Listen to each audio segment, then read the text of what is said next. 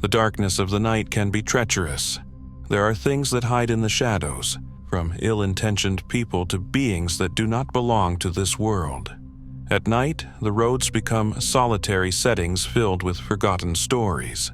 But today, we are going to rescue some of them from the abyss.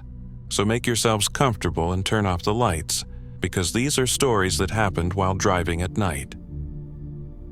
A few years ago, my high school math teacher told us about an experience he had when he was studying at university. At that time, he and some classmates had to return in a car from the place where they were studying. One night, during a thunderstorm with heavy rain, he and his classmates were driving back while he was at the wheel. Strangely, there were no other cars on the road, probably due to the storm. The surroundings were completely dark. It was around 10 p.m. as far as I remember. The road they were traveling on, here in the state where I live, is known for several strange stories, some of which are considered glitches in the Matrix. That night, the sky was so dark that nothing could be distinguished. My teacher was paying more attention to the conversation with his classmates than to the sky, until the lightning began to illuminate the firmament. Then, something caught his attention. He noticed some spheres in the air that lit up with each flash of lightning. These spheres seemed metallic and had lights that changed colors. Intrigued, my teacher began to drive more slowly to observe these spheres better. One of his classmates, sitting in the passenger seat, asked him what he was doing. Confused and scared, my teacher replied, "Look at that," pointing to the sky and almost stopping the car. His other classmates also noticed the strange spheres and began urging him to keep driving. He complied. Minutes later, still scared by what he had seen in the sky, along with his classmates, they continued their journey in silence. This story is from my father. He works at a company with various shifts, and on one occasion he was on the road with his friends from the night shift. There were 3 cars, and he was in the last one. They were heading to work as usual, but suddenly, all 3 cars turned off at the same time in the middle of the road for no apparent reason. They were stranded on the road next to a river. Everyone got out of their cars, and while they were there, they began to hear noises. Turning toward the sound, they saw what seemed to be a small child, almost a baby, jumping from one stone to another.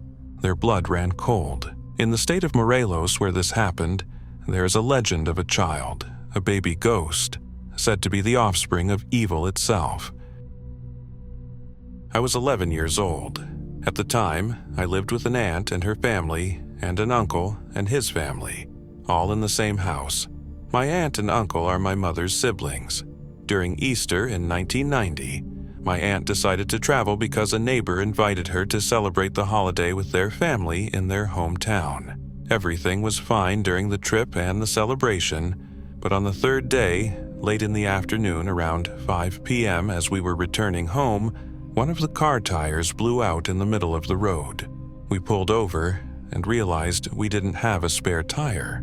We waited to see if someone could help us by taking one of my uncles to buy a tire. After a while, a car with a couple stopped and asked what had happened. My uncle explained the situation and asked for help. The couple could only take one person to buy the tire, but they wouldn't be able to bring them back. So, my uncle had to find his way back to us. He left, and we waited for hours for him to return. It got late, and the road became very dangerous. My cousins and I were outside the car when my other uncle, who stayed with the rest of the family, told us to get back inside. Once we were inside, we felt very scared and stayed silent, looking everywhere. Suddenly, I decided to look back toward a road sign and saw a black figure with bright white eyes holding a large scythe in its hand, exactly like the figure you imagine when you think of death. At that moment, I turned my head forward and then looked back again, but the figure was gone. I didn't say anything at the time. When we arrived home, I told my uncles what I had seen. They scolded me for not telling them immediately because, according to them, what I had seen was death itself, and it was a bad omen. After that, I was very scared. This story and the feeling of that moment are something I haven't been able to forget, even now at 44 years old. Whenever I tell this story, I can remember every detail as if I had just lived it.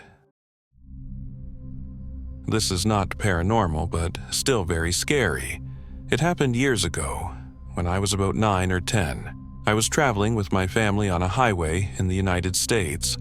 We were going from Laredo, Texas to Houston. My dad always chose to travel at dawn, so we left around 4 a.m. I remember that about an hour into the trip, we stopped at a gas station, and something made me look out the window. Right next to us, a truck stopped, and I saw a very large, burly man get out. The truck door remained open for a few moments, and I managed to see inside. There was a girl who barely moved. She was gagged and tied at the wrists. The dim gas station lights allowed me to see this, but then the man closed the door. Shortly after, my dad returned, and we left. I wanted to tell them what I had seen, but I waited until we were far away because I was so scared the man might try to do something to my family. Unfortunately, they didn't believe me. They said I might have dreamed it or imagined it. Honestly, I hope it was just my imagination and not another case where someone takes a girl and no one ever knows the cruel fate that awaited her.